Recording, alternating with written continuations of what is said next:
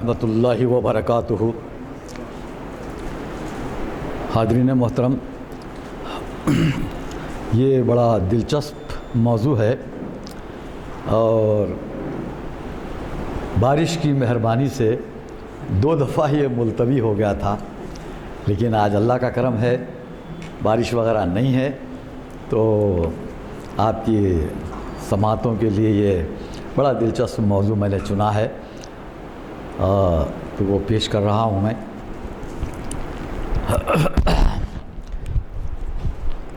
عرض کیا ہے موضوع ایسا ہے، علامہ اقبال اور سیما اکبر آبادی کا تقابل، یہ موضوع ہے میرا۔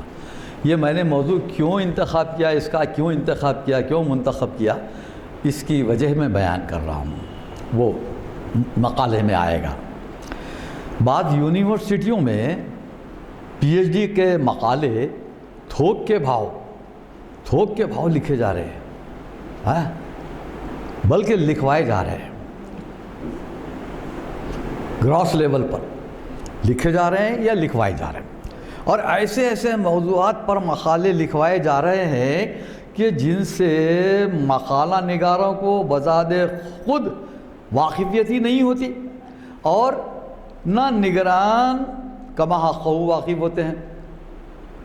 بس کوئی نہ کوئی موضوع کسی نہ کسی اسکالر کو سونپ کر پروفیسر اپنے کوٹے کی تکمیل چاہتے ہیں تاکہ ان کی کلاه مبارک میں سرخاب کے پر کا اضافہ ہو۔ بعض پروفیسر اپنی نصف بہتر کو بھی مزید بہتر بنا کر ڈاکٹر بنا دینے کے لیے تن من دھن لگا دیتے ہیں۔ بھائی ہم ڈاکٹر ہو گئے، بیگم آپ بھی ڈاکٹر ہو جاؤ، ان کو بھی ڈاکٹر بنوا دیتے ہیں۔ ایسی کئی مثالیں آپ کو نظر آئیں گی۔ تزئین زوج کے لیے بارٹر سسٹم، تزئین زوج کے لیے بارٹر سسٹم پر لین دین بھی ہوتا ہے۔ ریسرچ اسکالر کے لیے مقالہ لکھ کر دینے والوں کی بھی کوئی کمی نہیں ہے۔ یہ کام جامعہ کے باہر والے، کبھی کچھ اندر والے سر انجام دیتے ہیں۔ ایک مثال ہے کہ پروفیسر گیان چند جین کے خطوط مشاہیر ادب کے نام، یہ کتاب ہے، بڑی ضخیم کتاب ہے، ان کے کئی خطوط ہیں اس وقت۔ یہ جلد اول، اس سے پتہ چلا کہ مطالعہ امیر مینائی کو مطالعہ داغ میں ڈھالنے کا فرض کفایہ درگاہ جامعہ کے ایک مجاور نے ادا کیا ہے۔ میں علامتوں میں بیان کر رہا ہوں، نام نہیں لے رہا ہوں۔ درگاہ جامعہ کے ایک مجاور نے ادا کیا۔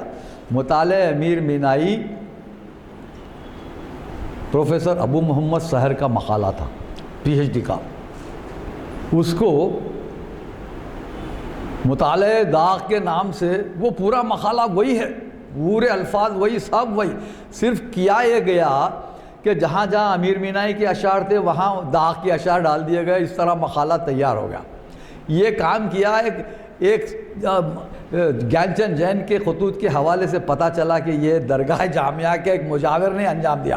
اب وہ مجاور کون ہے آپ جان لیجئے، وہ کتاب پڑھ لیجئے، میں نام نہیں لے رہا ہوں۔ یہ خطوط مرتبہ ٹی آر رینا، جموں کے ایک بہت بڑے آدمی ہے ٹی آر رینا، انہوں نے رشید حسن خان پر بے شمار کتابیں لکھی، اور اسی طرح آپ گیان چند جین کے خطوط جمع کر رہے ہیں۔ ظاہر ہے ایسے تمام امور خلوص کی بنیاد پر نہیں، بلکہ فلوس پیسے کی بنیاد، پیسے کے سہارے آگے بڑھتے ہیں۔ اسی طرح پی ایچ ڈی ہو جانے والوں کا اسی طرح کسی نہ کسی دانشگاہ میں تقرر بھی ہو جاتا ہے۔ بقول رؤوف خیر ایک شعر سن لیجئے، اور کیا ہوگی بھلا علم و ادب کی توہین، اور کیا ہوگی بھلا علم و ادب کی توہین، جن کو پڑھنا نہیں آتا وہ پڑھانے نکلے، جن کو پڑھنا نہیں آتا وہ پڑھانے نکلے۔ اب ایسے ہی لوگ جا کے یونیورسٹیوں میں بھی بیٹھ جاتے ہیں۔ بھائی یونیورسٹی میں ہی نہیں، مدرسوں کا بھی یہی حال ہے۔ ٹھیک ہے، پی ایچ ڈی کے بعد ایسے مقالے بھی ہیں جو محض ڈگری کے حصول کے لیے روا روی میں لکھے یا لکھوائے گئے، جو برسوں بعد بھی کسی کتابی صورت میں منظر عام پر نہ لائے گئے. رواروی میں لکھی ہوئی کتاب میں منظر عام پر کیسے لائے؟ پکڑی جاتی نا غیر معیاری. تو بہرحال افسوس بے شمار سخن ہائے گفتنی، خوف فساد خلق سے ناگفتہ رہ گئے. اتنی ساری دراز نفسی اور تمہید کا مقصد یہ ہے کہ ہم بتانا چاہتے ہیں کہ ہمارے مطالعے میں پی ایچ ڈی کا ایک دل فریب مقالہ آیا. مقالہ کا عنوان ہے، پی ایچ ڈی کا مقالہ ہے، اب جو بنیاد ہے میری گفتگو کی، علامہ سیماب اکبر آبادی اور علامہ اقبال کی شاعری کا تقابلی مطالعہ، رومانویت، وطنیت اور مذہبی رجاعیت کے حوالے سے. اور مقالہ نگار ہیں آفاق خالد. یہ کہاں لکھا گیا؟ یہ مقالہ پی ایچ ڈی اردو کی ڈگری کی جزوی تکمیل. اب یہ جزوی تکمیل کیا ہوتی نہیں، وہ مقالے میں لکھا ہوا ہے. جزوی تکمیل میں نے قضا لکھ لیا اسی واسطے کے لیے faculty of languages, national university of modern languages, Islamabad, Pakistan میں جون 2024 میں پیش کیا گیا. دیکھیے آپ، یہ انٹرنیٹ پہ ہے، یہاں وہیں سے نکالا ہے. میں نے اس کا پرنٹ بھی نکلوا لیا تاکہ ثبوت کے طور پہ میرے پاس یہ بات رہے. مقالہ ہے، پورا مقالہ ہے، تقریباً 300 صفحے، 350 یا 400 صفحے کا مقالہ ہے، میں نے نکال لیا. جس کے نگران، اس مقالے کے نگران ہیں ڈاکٹر شفیق انجم. ایسا لگتا ہے مقالہ نگار سیماب اکبر آبادی سے بڑی عقیدت رکھتا ہے. اس کے لیے سیماب جیسے شاعر کا علامہ اقبال جیسے نابغہ روزگار سے تقابل کرنا ایسا ہی ہے جیسے کسی سائیکل کا ہوائی جہاز سے ٹکرانا. کدھر علامہ اقبال، کدھر سیماب اکبر آبادی. سیماب اکبر آبادی کی تاریخ میں وہ بھلے ہی زمین و آسمان کے قلابے ملاتا ہے، کوئی بات نہیں، مگر علامہ اقبال پر اس کا فوقیت دینا جسارت بیجا سے کم نہیں. ہاں بھائی ملا لے، بھائی سیماب اکبر آبادی کی تعریف کر لے، ٹھیک ہے، کوئی بات نہیں، مگر علامہ اقبال سے بڑا شاعر ثابت کرنے کی کوشش کی گئی ہے اس مقالے میں. یہیں سے میرا ذرا ماتھا ٹھنکا. مقالہ نگار کی اندھی عقیدت سیماب کو بھی لے ڈوب رہی ہے. آئیے اب اس مقالے کا باب در باب جائزہ لیتے ہیں. مقالہ نگار نے لکھا کہ سیماب کے والد نے ان کا نام شیخ عاشق حسین صدیقی رکھا تھا. ہمارا خیال شیخ عاشق حسین صدیقی بحر میں ہے یہ لفظ، تو ہمارا خیال ہے کہ سیماب کے والد کو لاشعوری طور پر ایسا الہام ہوا تھا کہ ان کا بیٹا آگے چل کر فاعلات مفاعل فعل کے افعال میں سیماب صفت ہوگا. چنانچہ اس نومولود کا نام بحر میں رکھا، شیخ عاشق حسین صدیقی. بحر میں ہے یہ، فاعلات مفاعل فعل کے چکر میں. حالانکہ ان کے والد شاعر نہیں تھے، لیکن نام رکھ دیا تو وہ اتفاق سے بحر میں نکل گیا. مقالہ نگار نے، اب دیکھیے میں آپ آ رہا ہوں مقالے کی دھجیاں اڑانے کے لیے. مقالہ نگار نے سیماب کی تاریخ پیدائش لکھی ہے 5 جون 1880. کہیں 1880 لکھا، کہیں 1882. ارے بھائی کسی ایک بات پر متفق ہو جا، یا یہ صحیح ہو سکتی ہے یا وہ صحیح، یا کہیں یہ تو 1880 اور کہیں 1882. اور ہجری تاریخ دی 82 رجب 1299 ہجری سن لکھا. ارے 82 رجب، کہیں 82 تاریخ ہوتی ہے؟ ارے 12 ہوگی، 22 ہوگی، کچھ ہو سکتی ہے بھائی، 2 ہوگی، مگر 82 وہ جو بھی ہے. آپ مقالہ لکھ رہے ہیں بھائی، پیش کر رہے ہیں، یونیورسٹی میں پیش کر رہے ہیں، انٹرنیٹ پر ہے، آپ تصحیح کرنی چاہیے تھی نا آپ کو. میرا کام کیا ہے؟ وہ گرفت کرنا، کیونکہ میں پورا مقالے کی گرفت کر رہا ہوں. اگر ہجری سن کو بنیاد بنایا جائے تو عیسوی سن غلط ٹھہرتے ہیں. خود سیما اکبر آبادی، اب دلچسپ بات یہ دیکھیے، خود سیما اکبر آبادی نے اپنی تاریخ پیدائش کے سلسلے میں ایک تاریخی شعر کہا ہے۔ سیما اکبر آبادی نے اپنی تاریخ پیدائش کے سلسلے میں ایک شعر کہا ہے، بڑا دلچسپ شعر ہے۔ کیا شعر ہے؟ 87 سال بعد میر ہے تخلیق غالب کی، 87 سال بعد میر ہے تخلیق غالب کی، یہی وقفہ ہے میری اور غالب کی ولادت کا۔ یعنی میر کے بعد 87 سال کے بعد غالب پیدا ہوئے، غالب کے 87 سال کے بعد سیما اکبر آبادی پیدا ہو رہے ہیں۔ لیکن اب یہ دیکھیے، یہ شعر جو کہہ رہے ہیں نا، مرزا غالب کی پیدائش بقول غالب 1212 ہجری ہے۔ یہ غالب کے ایک دوست نے ان سے کہا کہ غالب صاحب، ایک شاعر کی تاریخ پیدائش ہے 1211، اور تاریخ کے لفظ ہی سے وہ تاریخ نکلتی ہے 1211۔ تو غالب نے کہا ٹھیک ہے بھائی، ان کی تاریخ میرا تاریخہ، یعنی ایک الف بڑھاتے ہیں تو 1212 ہو جاتے ہیں نا، تو 1200، غالب نے کہا میری تاریخ 1212، ان کی تاریخ میرا تاریخہ۔ تو اس طرح 1212 ہجری غالب کی تاریخ ہے، یہ تو طے ہے۔ اور 1299 87 سال 87 ایئرس کے بعد 1299 ہجری میں سیماک پیدا ہو رہے ہیں، یہ بھی ٹھیک ہے، 87 برس کا یہ تو وقفہ صحیح ہے، چلیے ٹھیک ہے۔ لیکن غالب کا میر کے 87 برس بعد پیدا ہونا یوں غلط ہے کہ میر کی پیدائش اور دیگر تذکروں کے مطابق 1137 ہجری ہے۔ گویا میر اور غالب کے درمیان 87 برس کا وقفہ نہیں ہے بلکہ 75 برس کا وقفہ ہے۔ اس طرح سیماب کا شعر غلط ہو جاتا۔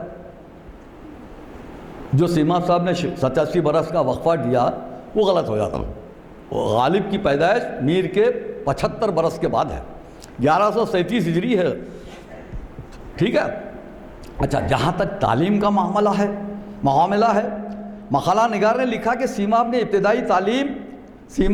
ابتدائی تعلیم فارسی اور عربی میں جمال الدین سرحدی اور رشید احمد گنگوہی سے حاصل کی، یہ دو نام دیے گئے ہیں۔ اجمیر سے ملحقہ گورنمنٹ اسکول سے میٹرک کامیاب کیا سیماب نے، ٹھیک ہے۔ ایف اے کے آخری سال میں تھے کہ سیماب کے والد کا انتقال ہو گیا، گویا تعلیم ادھوری چھوڑ دی۔ سیماب اور اقبال کی تعلیم میں زمین آسمان کا فرق ہے۔ میٹرک پاس کیے، میں انٹرمیڈیٹ نہیں کر سکے، ایف اے اس زمانے میں انٹرمیڈیٹ کو کہتے ہیں نا، ایف اے کام نہیں آپ نہیں کر سکے، والد کا انتقال ہوگا، تعلیم چھوڑ دی۔ اب تعلیم کیا ہوئی ان کی؟ Matric pass. سیماب اور اقبال کے فکر و فن کا تقابلی جائزہ لینے والے مقالہ نگار نے خود اپنے مقالے میں اقبال کے تعلق سے لکھا۔ اب اقبال کا اچھا انہوں نے ہی لیا، اب چونکہ سیماب کا ذکر کر دیا، تعلیم کا ذکر کیا، ان کا نام کا ذکر کیا، سب کیا، اس کے بعد اقبال کا بھی ذکر وہی مقالے میں ہے، وہی مقالے سے میں آپ کو بتا رہا ہوں کہ انہوں نے کیا لکھا۔ اقبال کے بارے میں وہ خود مقالہ نگار نے لکھا کہ اقبال کے تعلق ہے کہ 9 نومبر 1877 کو سیالکوٹ میں پیدا ہوئے، ابتدائی تعلیم مدرسے میں ہوئی، پھر میر حسن کے school scotch mission high school سے 1891 میں مڈل کا امتحان پاس کیا، 1893 میں میٹرک کامیاب کیا درجہ اول میں، اور پھر 1895 میں انٹرمیڈیٹ، 1898 میں گورنمنٹ کالج لاہور سے گریجویشن کیا، اور 1899 میں ایم اے فلسفے سے کامیاب کیا۔ اقبال اورینٹل کالج لاہور میں تاریخ، فلسفہ، سیاسیات اور اقتصادیات کی تدریس پر مامور بھی ہوئے، اور پھر گورنمنٹ کالج لاہور اور پنجاب یونیورسٹی میں فلسفہ اور انگریزی کے اسسٹنٹ پروفیسر مقرر کیے گئے تھے۔ 1 ستمبر 1905 کو اقبال 3 سال کی رخصت پر اعلیٰ تعلیم کے لیے انگلستان روانہ ہو گئے۔ کیمبرج یونیورسٹی کے ٹرینیٹی کالج میں تعلیم حاصل کی، نکلسن جیسے استاد سے وہیں ان کی ملاقات ہوئی، وہیں تھے وہ، ٹرینیٹی کالج میں تھے نکلسن، جنہوں نے اقبال کی مثنوی اسرار خودی جو 1915 میں شائع ہوئی تھی اس کا انگریزی میں ترجمہ کیا، اسرار خودی کا، نکلسن نے، وہاں اقبال ان سے ملاقات ہوئی نکلسن سے، انگریزی ترجمہ کیا جس کی وجہ سے یورپ میں اقبال کی شہرت ہوئی۔ اقبال نے میونک یونیورسٹی جرمنی سے 1907 میں پی ایچ ڈی ڈگری حاصل کی۔ ان کے مقالے کا موضوع تھا the development of metaphysics in Persia. یہ پی ایچ ڈی کا مقالہ اقبال کا. میونک یونیورسٹی سے جرمن سے پی ایچ ڈی کی اور جرمن زبان سیکھی کیونکہ شرط یہ رکھی گئی تھی کہ جرمن زبان ہی میں آپ کو ویوا دینا ہے. اقبال نے ویوا جرمن میں دیا, مقالہ تو انگلش میں لکھا. 1908 میں یہ مقالہ لندن سے شائع ہوا.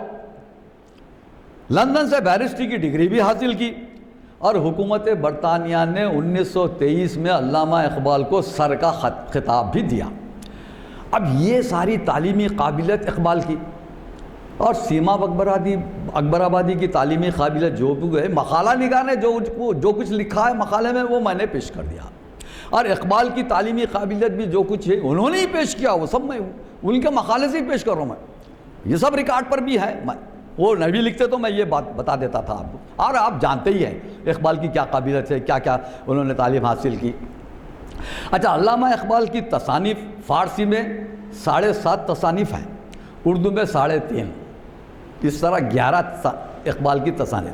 فارسی میں کیا کیا ہے؟ 7.5 اس واسطے کہ ارمغان حجاز ایسی کتاب ہے جو آدھی فارسی میں ہے آدھی اردو میں ہے, تو اسی واسطے 7.5 بول رہا ہوں میں.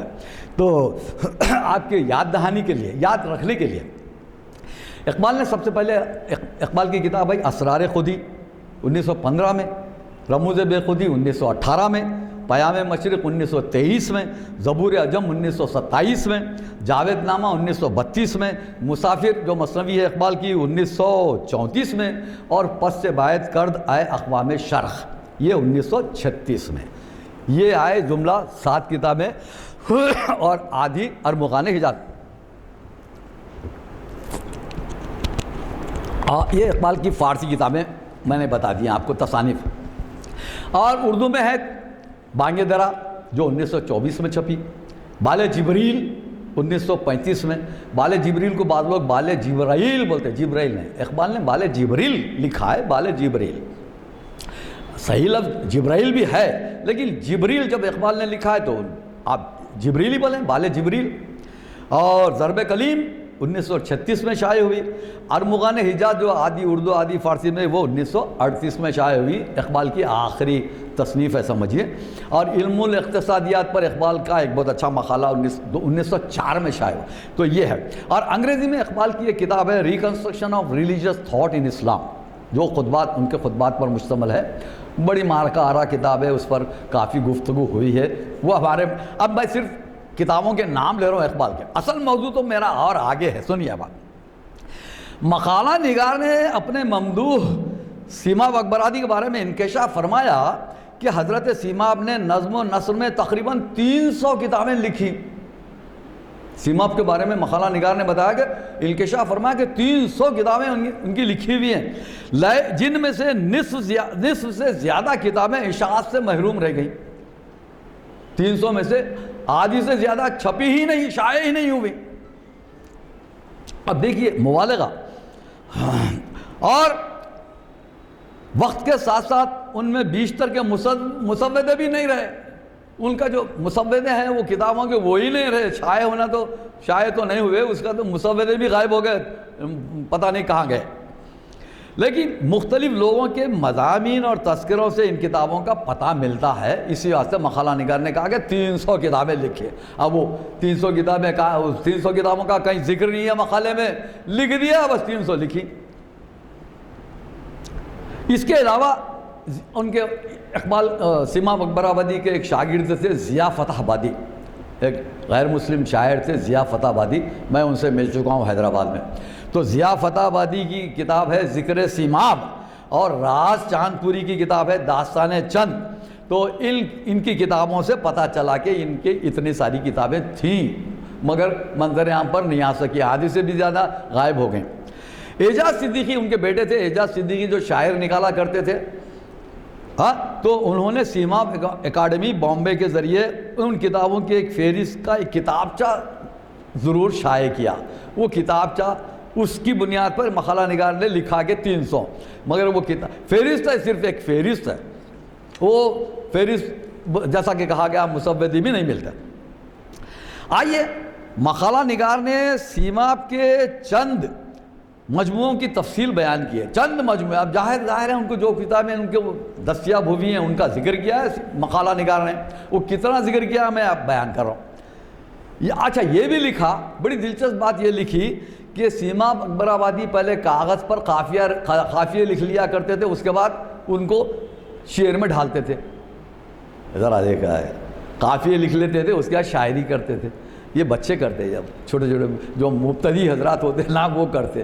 بڑا آدمی نے کہا، آپ اقبال کے بارے میں کبھی سنے اس قسم کی حرکتیں کرتے تھے؟ نہیں، پہلے قافیے لکھ لے رہے ہیں، جب طرح مشاعرے میں جانا ہے تو قافیہ لکھ لیتا. بعض شاعر جو ایسے جو ابتدائی قسم کے مبتدی شعراء رہتے وہ کرتے، پھر اس کو قافیوں کو شعر میں ڈالتے. تو یہ کام سیماب اکبر آبادی بھی کیا کرتے تھے، اور بڑے استاد. اچھا سیماب کی کتابیں ہیں. سیماب کی نظموں کا پہلا مجموعہ نیستان 75 نظموں پر مشتمل ہے، 1925 میں شائع ہوا. اب یہ مقالہ نگار نے بتایا ہے، اب ان کی کتابوں کے نام ہیں. نمبر 2 کار امروز، دوسرا مجموعہ جو 137 نظموں پر مشتمل ہے اور 1934 میں منظر عام پر آیا. سیماب کی 150 نظموں کا مجموعہ ساز آہنگ کے نام سے 1941 میں منظر عام پر آیا. اور واقعہ کربلا کے متعلق نوحے اور سلام کا مجموعہ سرود غم 1941 میں شائع ہوا. ایسی ہی کربلائی نظموں کا مجموعہ نفیر غم 1943 میں منظر عام پر آیا.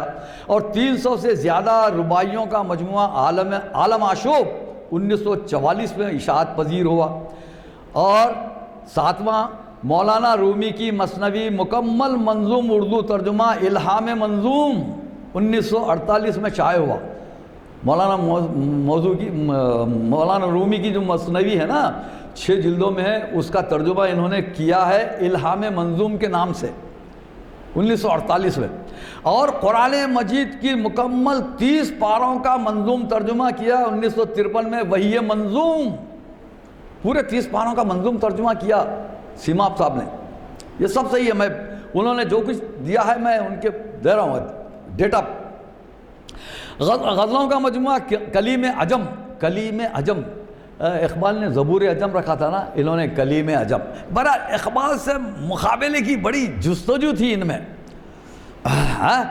اور غزلوں کا مجموعہ سدرۃ المنتہا 1946 میں شائع. ایک مجموعہ کلیم عجم، دوسرا سدرۃ المنتہا. سدرۃ المنتہا آپ جانتے ہیں نا، آسمانوں پہ جہاں جبریل رک گئے تھے. اچھا اس کے بعد ایک غزلوں کا مجموعہ ہے لوح محفوظ. آپ دیکھیے اللہ اللہ، سدرۃ المنتہا، لوح محفوظ، کیسے کیسے نام رکھے.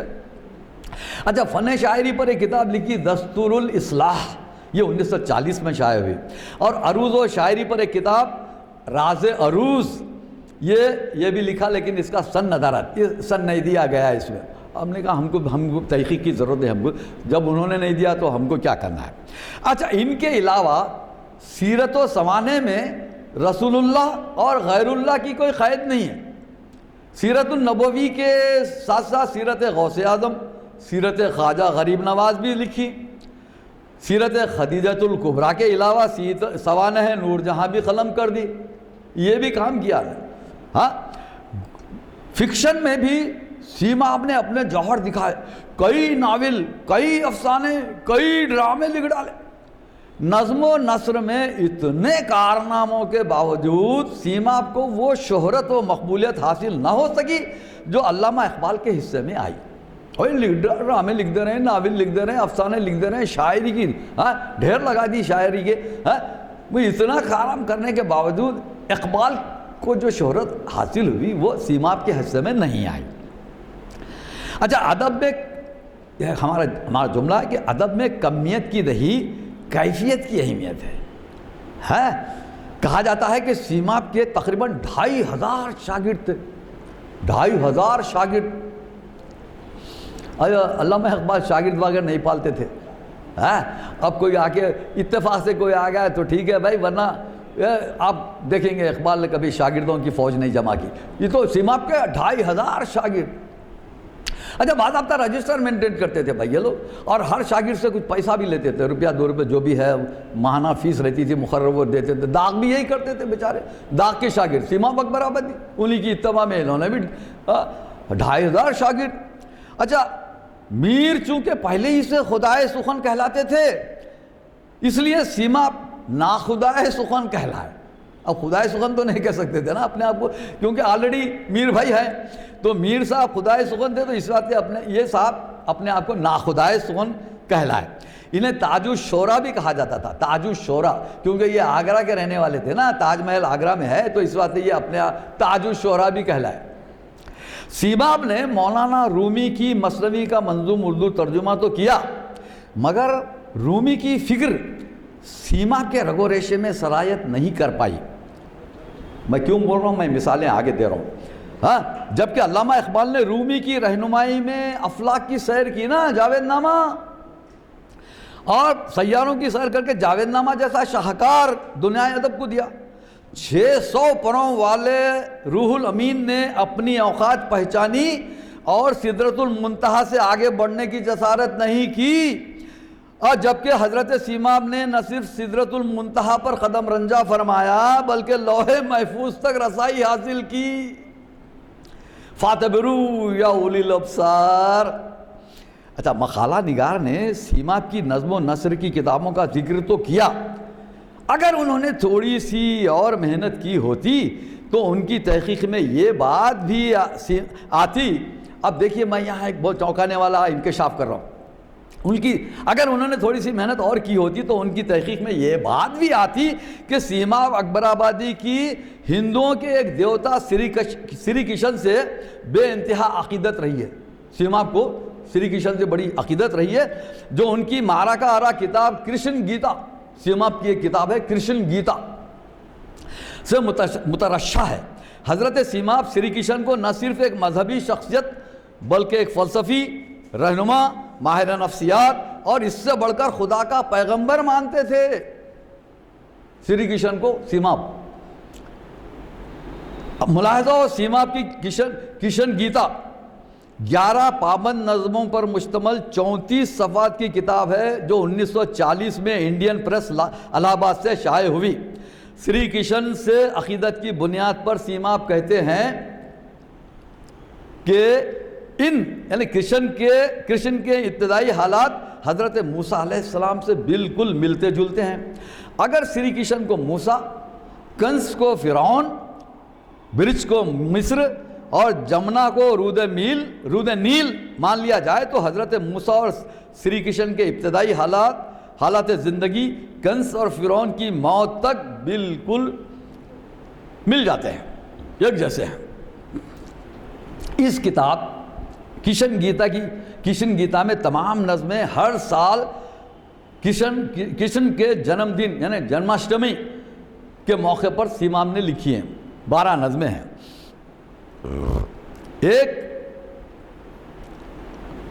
ایک نظم میرا پیام میں خود سیماب لکھتے ہیں, اب ان کے 2-3 شعر میں پڑھ رہا ہوں. ہر سال پر صحیفہ رنگین بسط جمال کرتا ہے ترجمانی جذبات لازوال. ہر سال کرشن جی کی مناتا ہے یادگار, بنتا ہے نقش مصور کا شاہکار. ہر سال اہل فکر کو دیتا ہے ایک پیام, ہر سال درس و پند کا کرتا ہے اہتمام. اب یہ میں 3 شعر نمونتاً پڑھ رہا ہوں. یہ میں نے کہاں سے اٹھایا ہے, ایک سردار ساحل کا ایک مضمون قومی زبان میں چھپا تھا جون 2025 کا قومی زبان, جو ہمارے ہاں تلنگانہ اردو اکیڈمی سے شائع ہوتا ہے. اس میں انہوں نے اس موضوع پر کشن گیتا پر تفصیل سے مضمون لکھا, تو میں نے وہاں سے وہ معلومات آپ کی نظر کر دی ہے.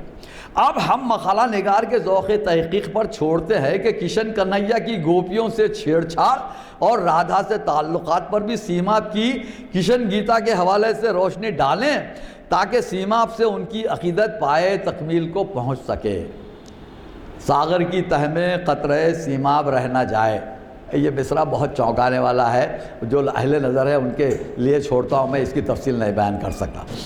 مقالہ نگار نے چونکہ سیماب اور اقبال کے کلام کا تقابلی جائزہ لینے کی ٹھان رکھی ہے, تو اس مرحلے پر ہم ایک شعر جو اقبال کی عقیدت کا لب لباب ہے پیش کرتے ہیں. اب انہوں نے جو کچھ کشن کے بارے میں لکھا ہے, جو کسی کو لکھا بہت ساری تفصیلات کتابیں کی ہے, اقبال کا ایک شعر اس کے جواب میں ہم پیش کر رہے ہیں.